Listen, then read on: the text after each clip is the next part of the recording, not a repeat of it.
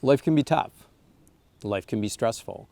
And what makes us human is not that we ignore those stresses, but that we deal with them. That's called coping.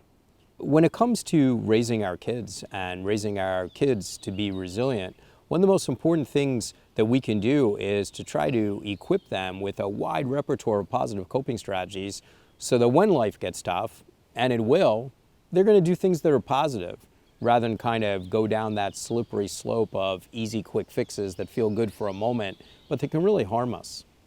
Everything we fear in adolescence, whether it's, sexual behaviors out of the context of good relationships, whether it's substance use, whether it's bullying, cutting, eating disorders, so many things we fear, those are not kids trying to be bad. Those are kids trying to manage stress. And telling kids what not to do, it just doesn't work. What works is to show them what to do and to build their skill sets, their competency. Coping is really just a specific competency, building their competence in being able to do the kind of things that will still take away pain but move them in a positive directions. More importantly, it's not just about telling kids what to do and showing them what to do. It's also about modeling what to do. It's about living it ourselves and letting kids see the choices that we make. Now, there are several different categories of coping for someone to be able to manage all of life's inevitable stressors. But they break into really two big categories. The first is taking stuff on, dealing with it. If you're going to deal with it, you need to be able to deal with it in two different directions. One is emotionally. And dealing with it emotionally, a lot of that is about human connection. It's about reaching out to other people and getting the support you need, talking about it, letting it off your chest, and knowing that you're not alone. But if you're only dealing with the emotions, then I have to tell you something. The problem's going to be right there to bite you in the butt. An hour later, 2 days later. You also have to solve the problems. You have to know how to take them on, break them down from many, many steps into the single steps that you can handle, and dealing with them to solve the problem. But you know what? Sometimes it's not about taking it on. Sometimes it's about knowing how to get away from it. If you don't actively raise kids who know how to escape stress, how to put it aside, and how not to think about it for a while, they'll find drugs. You don't want your kids doing that.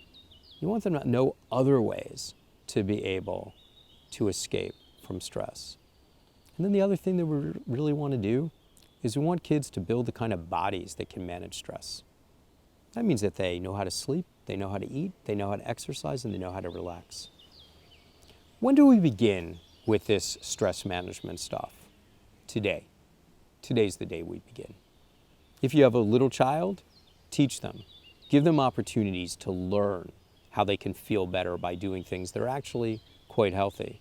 If you have a tween or a teen, it might be past the time of you're just being able to talk to them about it, but it might be the modeling is going to be the most important thing, and it might be that you're going to want them to read or to watch videos about it themselves. If your child is already engaged in negative behaviors, things you wish they wouldn't be, it's not the time to condemn them. It's the time to understand why they're doing what they're doing, and then to invite them in a healing, loving process where you show them that there are other ways that they can also feel good, other ways that they can also escape, things that aren't as harmful. The bottom line is, we need you to be a model. This is really one of those cases where when you take care of yourself, it not only makes you better, it makes your kids healthier. If you're already involved in some behaviors that you wish you weren't, you're doing some things that you don't think are the healthiest way of coping, consider yourself human, right? It means you're susceptible to unwise choices, just like everyone else who's human and who's alive. But you're also blessed with the capacity to change. And there's almost nothing that is more of a motivator to change than to know that our kids are watching us.